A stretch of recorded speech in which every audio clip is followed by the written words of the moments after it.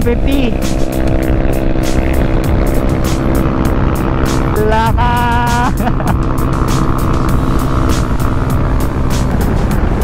Ayun na guys, sumilip. 119, 120, 121, 122, 123 guys.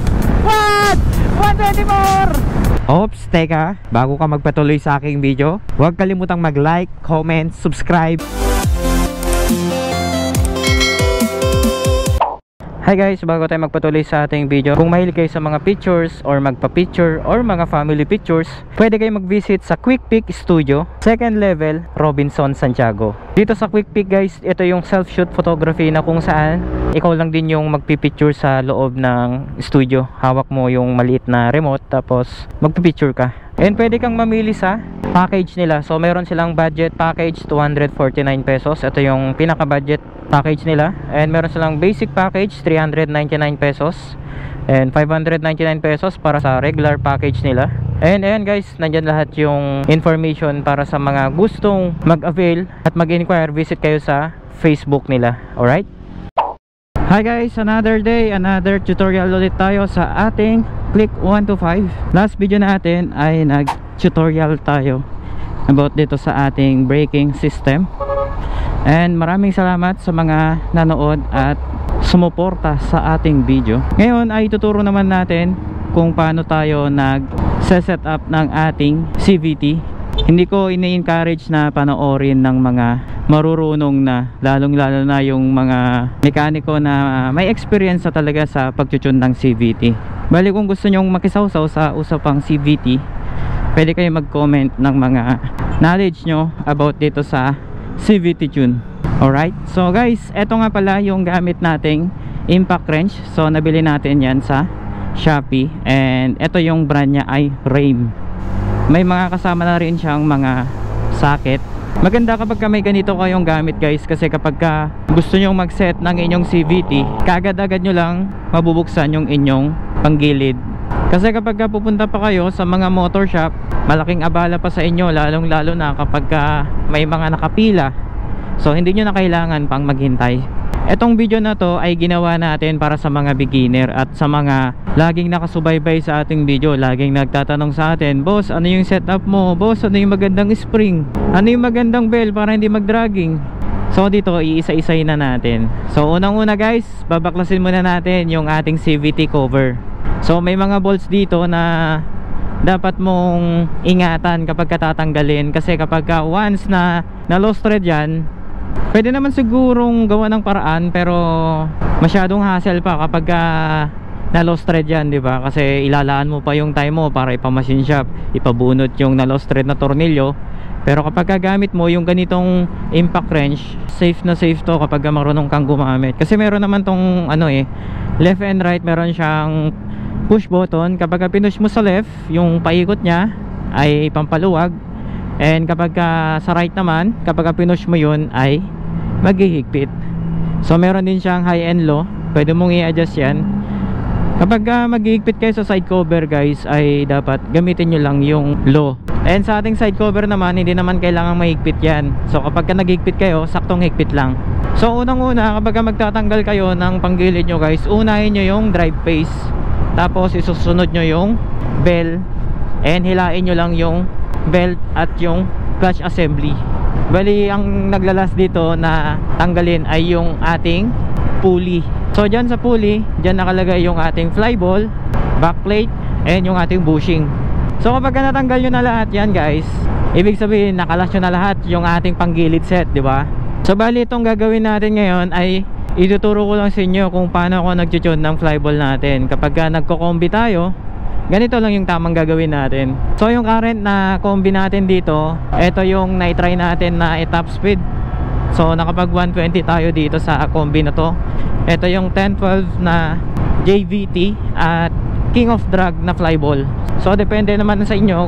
Kapag nagtotono kasi ako, hindi ako bumibili ng mga mamahaling flyball. So itong flyball natin ay nahingi lang natin sa ating kaibigan. At yung King of Drag, yan yung nabili natin sa Shopee. Kaya hindi magastos kapag nagtutune tayo. Hinahanap din natin yung tamang tune para sa timbang natin. Kung napanood nyo yung video natin sa mga nirelease kong combination ng flyball pati center spring, pwede nyo namang sundin yun if naghahanap kayo ng magandang tuning para sa weight nyo na 80 kilos to 85. So dito katatapos lang kasi nating pinalinis yung ating panggilid. Itataktak na lang natin kasi may mga debris ng flyball na kumapit dito sa ating pulley. So tatanggalin natin yung ating 10-12 na combination. So magsaset tayo ngayon ng 9-11. Ang unahin nyo dito guys ay yung 11. So left side mas magandang, mas mabigat. Tapos dito naman sa right side ilalagay natin yung 9 grams na flyball. So nakadepende na sa inyo kung ano yung gagawin yung setup sa inyong flyball. Gusto nyo yung setup natin na 10-12, ilalagay nyo yung 12 sa left side, tapos yung ating 10 grams ay ilalagay natin sa ating right side. So ganun lang siya kasimple. Okay, so dito guys sa ating center spring, inuulit natin ay kung gusto nyo lang talaga ng magandang klaseng spring, RS8 yan talaga yung maganda. Then sa ating clutch spring ay gumagamit tayo ng CRP na 1K, then long hook yun guys, kaya okay na okay pa rin. So bali sa mga nagtatry pala ng kanilang spring na gumagamit ng 1200, hindi ko siya nire-recommend kung top speed yung habol nyo. Pero kapag arangkada gitna, sige, okay yan, wala tayong negative feedback kapag arangkada gitna. Pero kapag dulo, ganyan, kailangan nyo talaga ng malambot na spring. Okay lang kahit yung 800 na center spring, tapos taasan nyo na lang yung clutch nyo guys, okay na yun. Ako kasi mas gusto ko munang 1K boat spring muna tayo, para kahit paano hindi ma-stress yung makina natin. Pero all goods din kapag gusto nyong taasan yung clutch nyo, walang problema. So kapag stock pulley pala kayo guys, dun sa 120 na takbo natin, hindi nyo yun ma-achieve kapag stock pulley kayo. So kailangan nyong magpare-angle ng pulley. Or kung gusto nyo, bili na lang kayo dito sa pinagbilihan ko. Nandito sa mismong description natin, makikita nyo dyan, para ma-experience rin yung 120 na takbo guys. Solid talaga, wala akong masasabi. Pwede nyong madikitan yung stock na NMAX or Aerox dyan. Hindi niya kayo maiiwanan kapag nakapuli kayo tapos nakatono yung panggilid nyo. Dito pala sa ano guys, sa may CVT cover natin, meron lang akong special na nilalagyan ng grasa dyan. Kasi nung last na binuksan natin ito, hindi ko siya nalagyan ng grasa, so nag-stack up. Medyo nahirapan tayo sa pagtatanggal ng ating CVT cover. Ito para sa kaalaman lang ng lahat, mas okay yung mag-test tayo guys ng mga combi na flyball, kasi ito lang talaga yung natatanging paraan para makita natin or mapag-compare natin yung bawat combi na ginagawa natin. At syempre para mabahagi ko na rin sa inyo, kesa naman sinasarili ko lang, hindi ko pinapakita sa inyo, di ba? Madami kasing ganoon. Ako naman, ayoko naman na tinatago yung mga nalalaman natin. Kaya kung gusto nyo talagang mag-improve yung inyong Honda Click, mag-invest kayo dito sa impact wrench para kayo na mismo ang magtono sa inyong CVT. Dito naman guys, sa pagbabalik ng CVT natin, kapag maglalagay pala tayo ng belt sa ating torque drive, ay ganito lang kasimple. So pihitin nyo muna paitaas yung inyong torque drive, and pangalawa, isisingit nyo lang yung belt. And kapag naisingit nyo yan, pwede nyo na siyang isalpak. So ganyan lang siya kasimple. And dapat yung belt nyo hawakan nyo sa gitna para yung drive face nyo mailagay nyo siya ng mabuti. Ayan, so tayo kasi kapag nag-iigpit tayo, naka full talaga yung power ng impact wrench natin. So tatlong tatlong pitik yung ginagawa natin para talagang siguradong mahigpit. Then after nyan, para matesting natin if may pagpag yung belt, ino-on pala natin yung ating engine. Ayan, so kung kita natin, walang pagpag yung ating belt, napaka-smooth ng kanyang pag-ikot. So parang wala lang nangyari. So by the way, yung gamit pala nating tuning washer dito ay 1mm, kaya solid sa arangkada at sa dulo. So kapag nakita natin maayos naman yung belt, hindi mapagpag, off natin ulit yung engine, tapos pitikin natin ulit yung ating mga bolts if mahigpit ulit. So kapag maayos, walang pagpag, gamitin ulit natin yung ating impact wrench, pitikin lang natin ng dalawa, tapos ganoon din sa ating clutch belt para siguradong mahigpit talaga. So wag nyo lang ibabad guys, kasi kapag binabad nyo yan, pwedeng ma-lost thread yung inyong mga bolts dyan. Kaya dapat kapag mag-higpit kayo, tamang higpit lang. pakiramdaman lang, matututo rin kayo. At ngayon guys, eto, tatest natin yung flyball natin na 911. If madadagdagan nga ba yung top speed natin 120. Guys, kapag wala kayong ginagawa at naboboard kayo, mag motor kayo. Gamitin nyo yung Honda Click nyo o kaya kahit anong motor. Eto, kasi ngayong araw, day off natin, wala tayong magawa. Tatest na lang natin yung motor natin.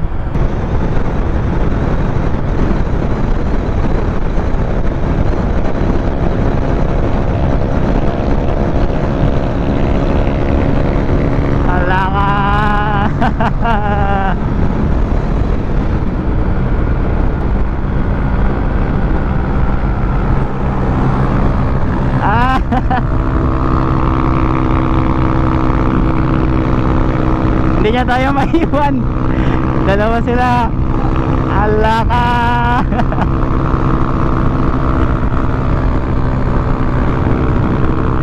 Wala, hindi makatakbo yung motor niya.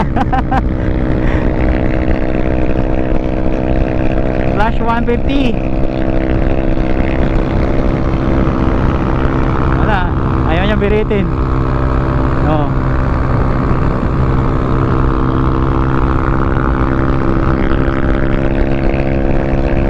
Nakasagad yata yung throttle ni pare ha.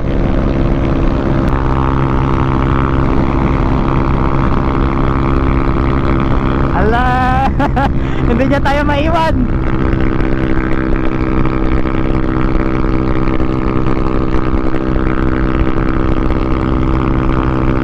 Gagi, kaya pa natin.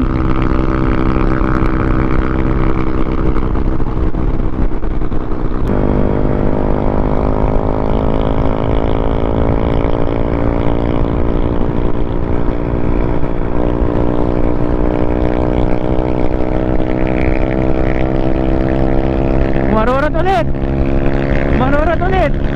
Dito na ulit yung Honda Click. Alaka.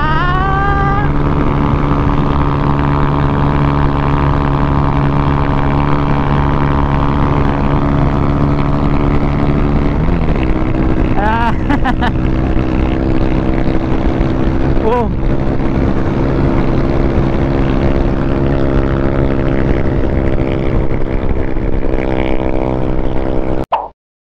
Eto guys, unang subok natin. Naka proper position lang tayo, hindi tayo yumuyuko. Ayan, 100, 101. Mamaya yuyukuan natin to. 102, 103. Sumisilip.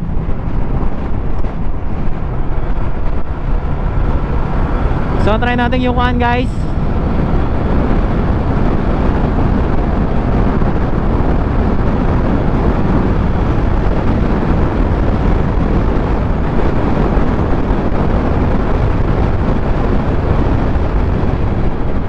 Okay guys, try natin yukuan, pabalik.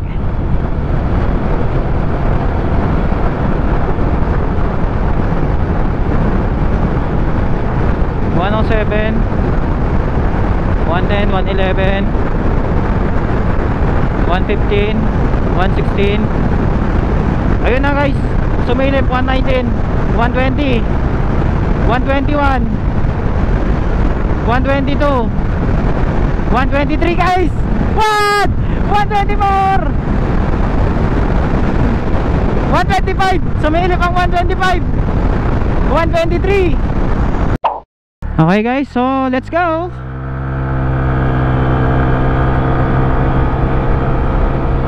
So unang top speed natin sa ating 911. So yuyukuan natin.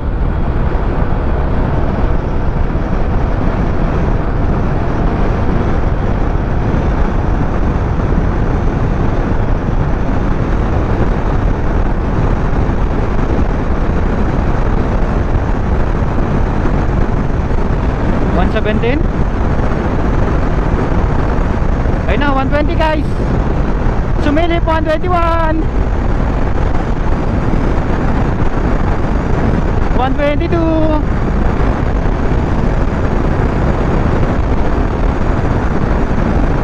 122.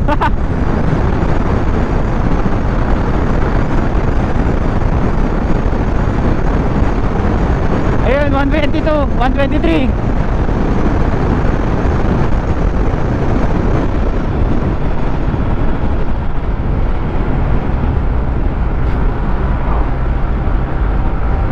So 123 yung top speed natin sa 911 na flyball natin. So isa pa, kasi medyo umaba yung daan eh. Enjoy natin guys.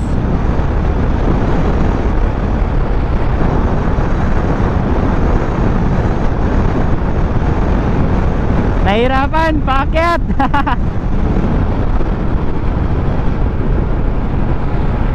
Feeling ko meron pa siyang itataas to kapag ano, dapat medyo habaan lang natin guys yung full throttle natin para makuha talaga natin. Kahit makapag 125 lang sana, no? Okay, let's go.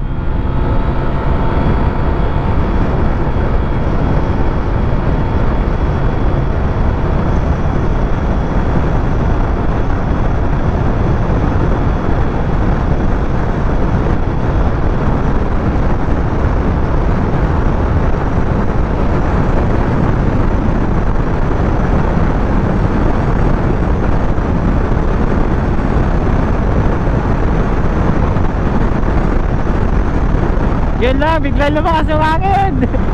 Ay! Grabe! Bigla lumakas.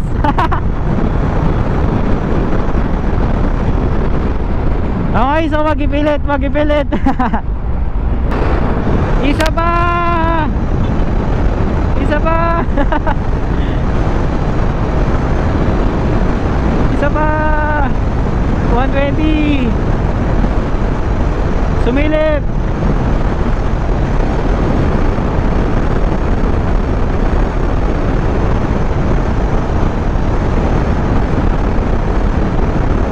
Partida, malakas hangin.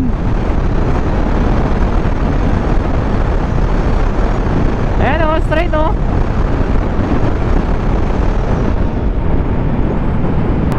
Okay na yun guys. At napatunayan naman ng 911 na flyball natin na kaya niya talagang dumulo pa. So kung makikisama lang talaga yung hangin at hindi ganun kalakas, kaya nating mag 125 dito sa setup natin ngayon. At sa ngayon, ito na muna yung gagamitin nating setup natin. Hindi na muna tayo magpapalit ng flyball. At ito talaga yung nagustuhan natin kasi meron talaga siyang arangkada, gitna, dulo. So inuulit ko, hindi nyo ma-achieve yung takbo na ganito kapag yung pulley nyo ay stock pulley. So mas magandang magpare-angle kayo ng pulley 13.5, 13.8 o 14 degree yung angle nyo, okay lang. So magdedepende na lang kayo sa tono ng flyball tsaka spring nyo. So yun lamang guys, sana may natutunan kayo sa pagtutune ng TVT. So hindi lang applicable sa Honda Click yung tinuro ko sa inyo, applicable din siya sa mga iba't ibang uri ng scooter. Alright guys, God bless and ride safe.